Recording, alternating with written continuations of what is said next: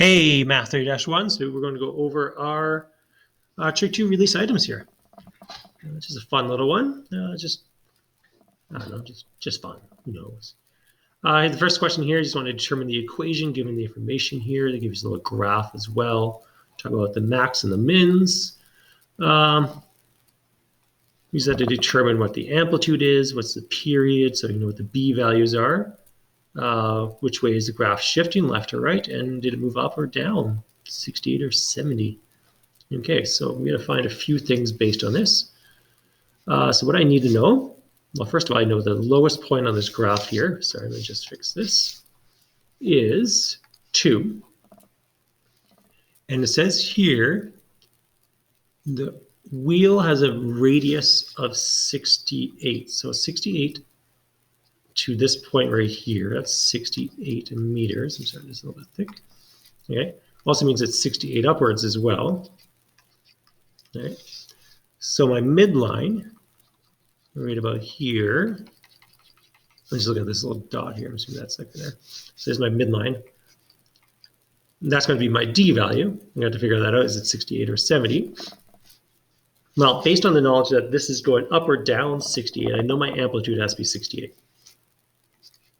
So it's got to be A or B. Okay. So I don't have to do too much other than that to figure out the b value, because here's the b values are the same for both these. I just have to figure out, is the midline 68 or 70? Okay. Or I can find if it's to shift to the left or to the right. Well, let's just double check here. So if the amplitude is there, the amplitude is 68. So this distance to that trough is 68. And there's 2 meters to the bottom. So the total distance to that line is going to be 70. So the answer's got to be B here.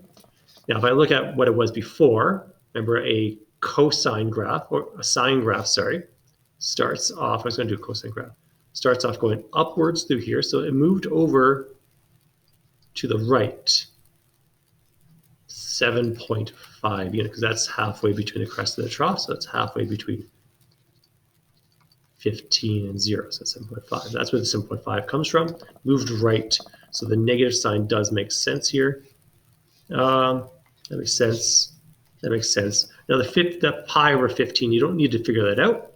But if you wanted to figure that out, b, remember, is equal to 2 pi over the period, because 2 pi is the old period. I'm using pi's because it says pi in the question. We divide by 30. So 2 over 30 is 1/15. 1 pi. So that does check out too. Cool. So we're going to cross off. We could have crossed off those as well because of that. Let's go down here. Let's figure this one out. So what's the minimum possible value of C? So what's the minimum shift in C to the nearest hundredth of radian to match this graph? Okay, so we want, it's a sine graph. So our midline is going to be somewhere in here. I'm going to have to find out where that midline is. Y is equal to whatever. Now to find that midline, you remember you can take a min minus max? Well, minus max. Min plus max? I think it's min plus max. I can never remember, so I'm just going to do both and just see which one makes sense here. So min plus max, or max plus min divided by 2. Okay, so I got a line of -2. Okay, I'm just going to quickly double check to see if it made sense the other way. 3.5? Yeah, 3.5 is the amplitude. Okay. So I know my midline. So I want to know what's the minimum value. So the minimum value, remember, on a sine graph starts going upwards through that midline and the y-axis. So that's what the sine graph looks like originally, sine x. The minimum value would just be moving it ever so slightly in that direction to this point right here, right? Ever so slightly. But I got to figure out where that point is. So where is that point going to be? Well, that point is going to be halfway between the crest and the trough. So a crest is at 5 pi over 6, sorry. And the trough down here, this is a hard question, is negative pi over 6. So I need to find out where this is. Right there, to find out how far do I have to move that over. Okay, so just exactly the same kind of math as finding the midline, min minus max. So 5 pi over 6 minus the minus, or plus, sorry. I can't remember that. That's why can't I remember that? I'm going to divide by 2. I'm going to divide by 2. I get 1.047, which rounds up to 1.05. Okay, so find that question mark there. I just had to find the halfway point between these two numbers. So I'm going to add these two numbers together and divide by 2. It's very similar to how we did this one over here. Now, technically, I guess I didn't have to do this negative 2, 1 here. It was just nice to see what that picture looks like. Okay. So just write that halfway.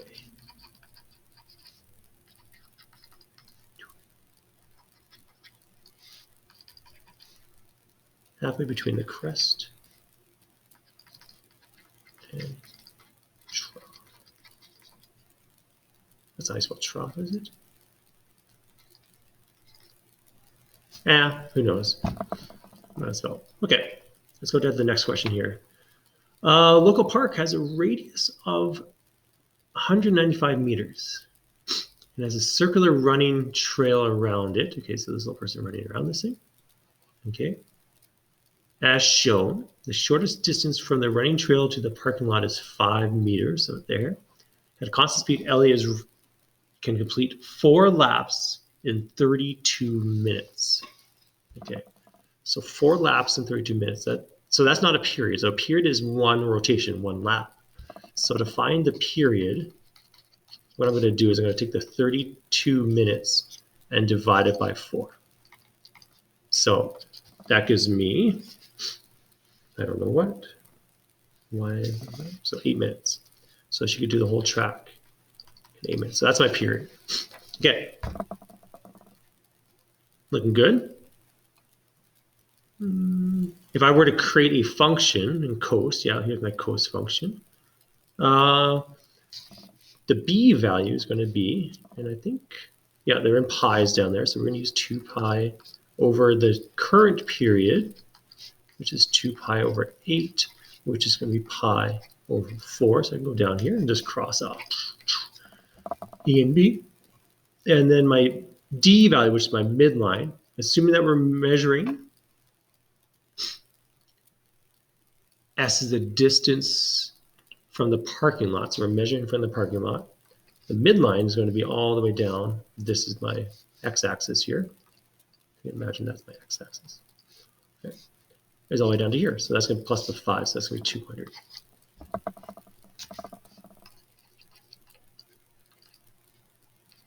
Put that there. Cool. The number of squirrels n in a particular area we multiply by this coast function. So that goes up and down. Where t is the months since the measurements began. At 5 months, the squirrel population reached a max. So let me just kind of sketch this out here. So at 5 months, we're at a maximum point of 200. And at 12 months, somewhere here, we're at a min point of 110. Okay. So that's part of what my graph looks like there. Okay. So at 5 months and at 12 months, that's what we know so far. The squirrel population reaches 110. Okay, we got that. Which of the following represents the A and the B? So remember, the amplitude is from the mid line down and then up. So to find that A value, which is my amplitude, I'm going to go max minus min divided by 2. So we get 90 divided by 2, so that's 45. So I'm going to cross off the line. Cool. Okay. What's the next one? Now the value of b. Okay, so the value of b Now, if this goes from a crest to a trough, that's not a full period. Remember, a full period is from a trough to a trough. So that distance there would be a whole period. So the crest to a trough is only half of the period. So that distance is only half of a period, which is, what's 5 to 12? There's be 8, right? Or 7. 7.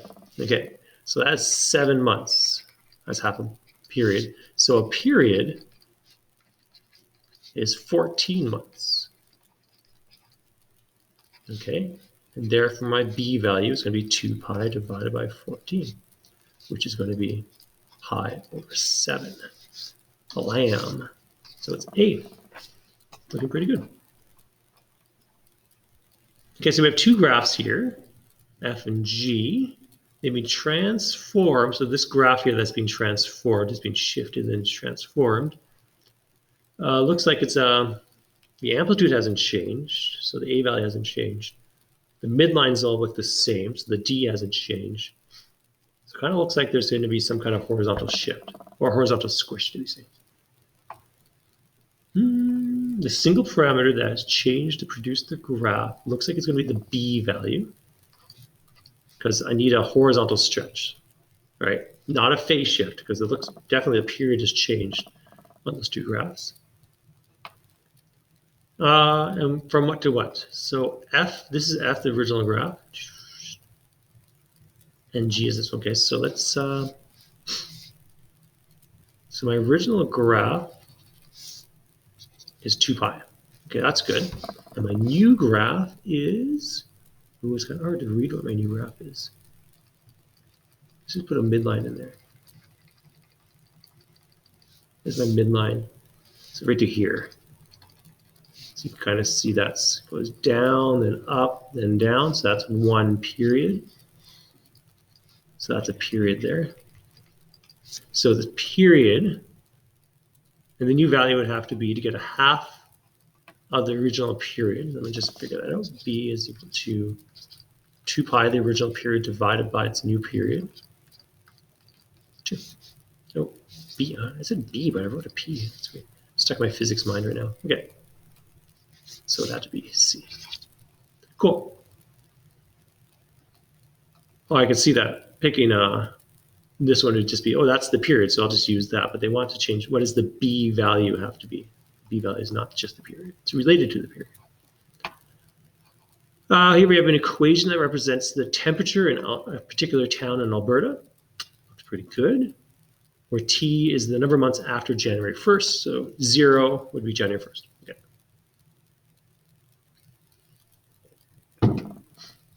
So they want to know how the minimum wants to raise from 5 degrees to 15 degrees. Okay, so let me just pull my calculator. That's the only way to solve this kind of question. So just put in your calculator. So y is equal to, I'll move the calculator over here in a second. I'm just going to type it in. Make sure you use x's instead of t's. Plus 5. We're in radian mode, so make sure your calculator is in radian mode because of the pi there. So my calculator is in radian mode. And we'll go from 5 to 15 degrees. So here is my calculator picture. Let's just zoom out just a little bit. Maybe just change that scale. There we go. Cool. I want to know the minimum time to go from 5 to 15. So what I'm going to do is I'm going to put a line for 5. That's 5 degrees there. And a line for 15. So 5 degrees. So the first time it hits 5 degrees is, I think it's 3 months later. And then the next time it hits is 4.3. So the difference between those two lines is 1.3 months. So that would be 20.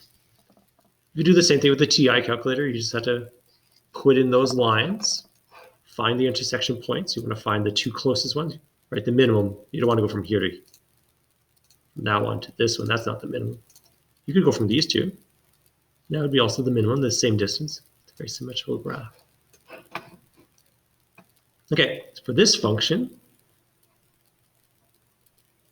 there's the range from -4 to positive 10. So I'm just going to draw this out here. So as a coast graph, kind of looks like that. So this goes up to 10 up here and negative 4 down here. I need to find out where the midline is and what the amplitude is. So this is the D value, and then my amplitude would be whatever one of these two values happens to be. That's your A. Okay, so remember, this could just be found by going min minus max or min plus max, depending on which one you're trying to find, right? The amplitude here would be the min, so not min, max minus min. I always put those, I say it the wrong order, but I know what I'm saying. Yeah, you do both of them and then match it up to the one that looks correct. I can never kind of remember which is which, but I can't remember it all the time. So the top one I get 7, which makes sense. That would be where the amplitude would be. And then the bottom one I get 3, which makes sense where the midline is. So my amplitude is 7 and my midline is 3. There you go. Yeah, when you type that in, if you put in the test or so, you could just say A is equal to 7, D is equal to 3. You can write 7, comma 3, as long as they're in the same order here. It says respectively, right? So as long as they're in the right order, you're fine. However you want to write it. Because I just go and review them anyway, because it is not the exact way I wrote the answer key. It just marks it wrong, and then I just go double check to see, is it right? Function represented by this equation has a phase shift of, now this one's a bit weird because it's not in the form b bracket x minus c bracket plus d, right? So I need that bracket there. So that means I'm going to have to go 3 bracket x plus pi over 3. So it's going to be pi over 3 is going to be my phase shift. So it's got to be either C or D. There you go. That's I'm probably going to cross that pi out. And the period of the corresponding graph, 3 here, is related to the period, but it's not the period. So it's got to be C. That's my answer. But let's just double check that. So it's going to be 2 pi over the B value and 2 pi over the 3. So it's 2 pi over 3. Looking pretty good. Where are we right now? Make sure we're there. Oh, page 7 and 8. We're almost done this. We're just cruising along here. Okay. Given that this, what would have the same? So this one you just have to memorize that the period of a tan graph is 180 degrees. And the period of a cos graph, cos theta, is 360 degrees. Or you can use 2 pi and pi. It's up to you how you want to do that. But how do I get from 360 to 180? So I want a period of 180. My original period is 360. My new period is 182. So the end value has to be 2, which is the B value. It's kind of the weird. The end value is the B value. Okay. Okay, fun. Partial graph of a cosine graph. Okay, look at this cosine graph. Oh, this is fun. The cosine graph, you notice that. Remember what a cosine graph looks like to start off with? It starts with the crest on the x-axis. And then it goes down and up, right? That's the original cosine graph. Let's just call it cos x. It starts with the crest on the x-axis. You notice that this crest is on the x-axis already. So the c value is 0. I don't have to shift the graph side to side. It's where it needs to be. Now I just have to move the graph up and down. The original midline is y is equal to 0, so that's this original midline. Where's this midline now? Looks like I can eyeball this to be somewhere right about there. Does it tell me? Oh, it tells me where the min point is. That's -2. So this is -2. So right here, 1, 2, 3, 4, 5, 6, 7, 8. So 8. So my midline, which is my D value, is going to be max minus min. Nope, max plus min, sorry, divided by 2. It'll be 6 divided by 2, be 8, plus a negative 2. So that'd be 6 divided by 2, which is 3, which makes sense. That's what I drew here. Did cross through here. That was just me eyeballing it, but I just double checked. So my d value is 3, so let's put that down there. They're all whole numbers, so that's nice. That's what they're saying here. A, B, C, and D are all whole numbers, so I'm not going to get any weird decimals here. Okay. I want to know my amplitude. My amplitude from 3 up to 8 or 3 down to negative 2 is 5. So my amplitude is 5. That's pretty easy to do. You just calculate. You can just go min minus max divided by 2, which would be 10 divided by 2, which is 5. The B, the period, that's a trickier one. Or it's related to the period. Period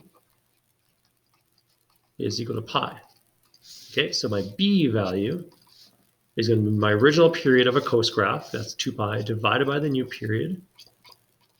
And I get 2. So I get 5203 for that one.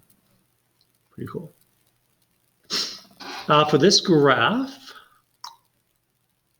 the following statements, which are true. Yeah, the amplitude is 3. Remember, the amplitude is always a positive number. The negative doesn't really change the amplitude. It flips the graph over, but the amplitude is always positive. So it's got to be 1. Let's cross off B here. And the minimum value is going to be D minus 3. So the midline down 3. So that does make sense. Does that make sense? Oh, sorry, that's the minimum value. Sorry, the maximum value is D plus 3. Oh, I read that wrong for some reason. So not 2. Let's cross off that one. Ooh, I decided it 4 or not 4. So 3 is not true. Yeah, 3 is obviously not true. The period of this graph, remember, period is 2 pi divided by the B. Which is going to be pi. So yeah, so this is obviously not true. 5, it says 5 is true. If D is greater than 3, then the graph will have no x-intercepts. Yeah, that makes sense. Because the amplitude is 3. So if my D value was up here, so let's say this was 4, the graph wouldn't be able to reach.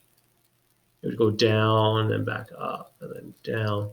It wouldn't be able to reach the bottom, because the most it can go down is 3. So that is a true statement. That makes sense. It's a weird true statement, but it's true. Now, is 4 correct? So is 4 correct? Compared to this graph that has no phase shift, the graph is horizontally translated 5 units to the right. Negative 5 means to the right. Remember, negative is opposite, so to the right. Yeah. So it seems like that's a true statement. Yeah. Cool. The last one here. What is the equation of a Ferris wheel that has all this information here?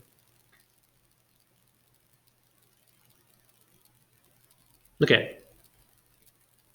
The maximum height of a Ferris wheel is 17 meters above the ground. So I'm just going to draw this out. What we know so far.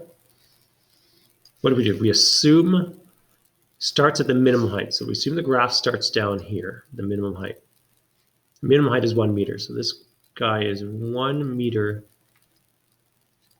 off the ground to start off with. The maximum height somewhere up here is at 17 meters. Okay. So it goes down, goes up to that point, goes up to there. It takes 60 seconds to complete 2 full rotations. Okay, so back down to the ground again is 30 seconds, because it says here 2 rotations, 60 seconds. So I'm going to take the period here. I'm going to take the 60 seconds and divide it by 2. So we get 30-second period. Okay. I think we have enough information here.